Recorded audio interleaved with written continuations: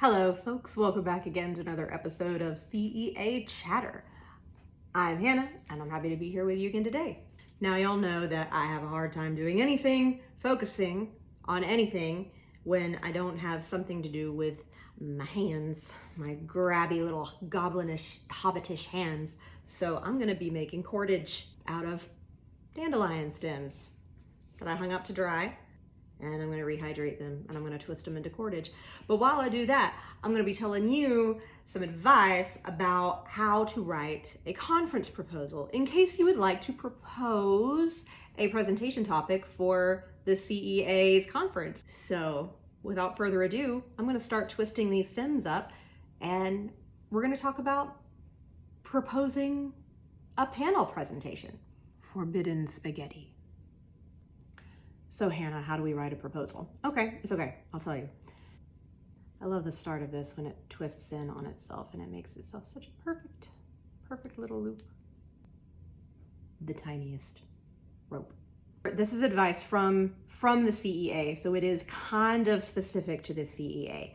The ideas that I will be sharing with you today might not apply at like a scientific conference or an education specific conference. Even though CEA is rooted in pedagogy, it's still college level pedagogy and it's still more content focused and it's not specifically an education conference, but most conferences kind of vibe to the same drum beat, if not to the same tune.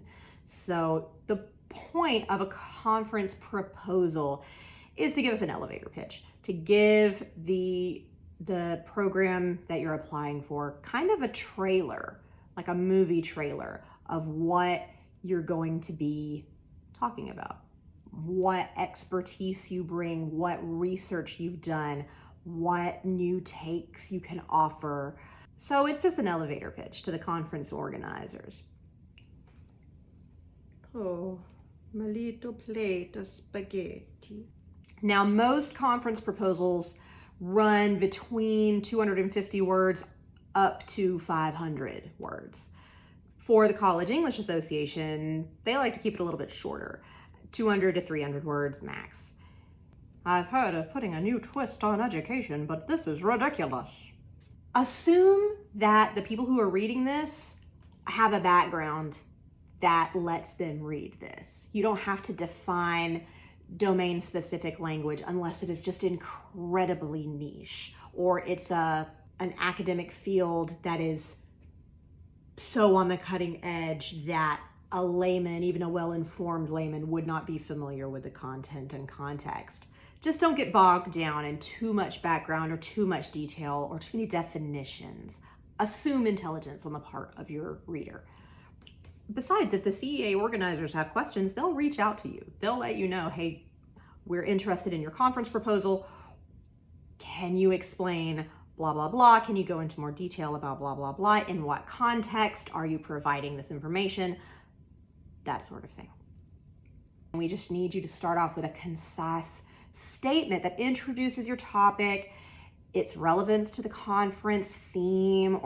Let the conference organizers know what topics or themes or genres your paper is going to be addressing, just so that the topic chairs can place you in a panel of people that's going to be connected somehow, thematically relevant to each other, because a panel is a conversation among different academics, and from the academics to the conference attendees who are sitting at the panel.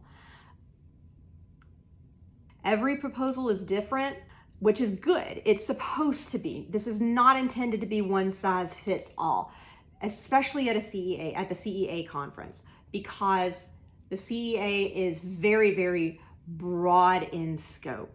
College English Association sounds very narrow, and I guess it kind of is, but under the umbrella of college English lies high school English, because high school English teachers are preparing people for college. So they need to know and be informed of what is going on at the college level so that they can prepare their students successfully for it. The teaching of college English, it's dealing with students, it's dealing with student relationships, it's dealing with pedagogical issues, it's dealing with interdepartmental issues, it's dealing with mental health, it's dealing with economics, it's dealing with, and then it's dealing with all of the content that the English department deals with, which is all of literature forever. Amen. What I'm saying is there's a lot that we would love to listen to. You have something interesting to add to the conversation, I promise. Look, it's rope. Make sure you've got a very clear thesis statement. I know I'm a high school English teacher and I really sound like a high school English teacher right now, but you have to have a point. You have to make a point. You have to have a point that's clear that your audience can understand. You have to have your thesis statement. You gotta have it. You gotta make a point, y'all. So your thesis statement should also be approximately 30 words. Go over your methodology, how you got the information that you got, whether it's your personal research, whether it's research that you designed or research that you did sort of like in a library. Any of the methods you used, any of the frameworks you used, anything that you're using to analyze your topic, any of the literary lenses that are really important to how you're taking this on, all of these things we want to know. The approach, your method, your framework, again, about 30 words. Don't focus on me, focus on the rope. Identify the points that you're going to make that are going to support your thesis. Why is your topic important? Why should we care? What good can you bring to the world with this topic? All of these main points that are showing the conference organizers how you have done what you have did, about 50 words. That conclusion, that contribution to the field, aim for about 60 to 80 words. That's the most important part. Why should we listen? Why should we care?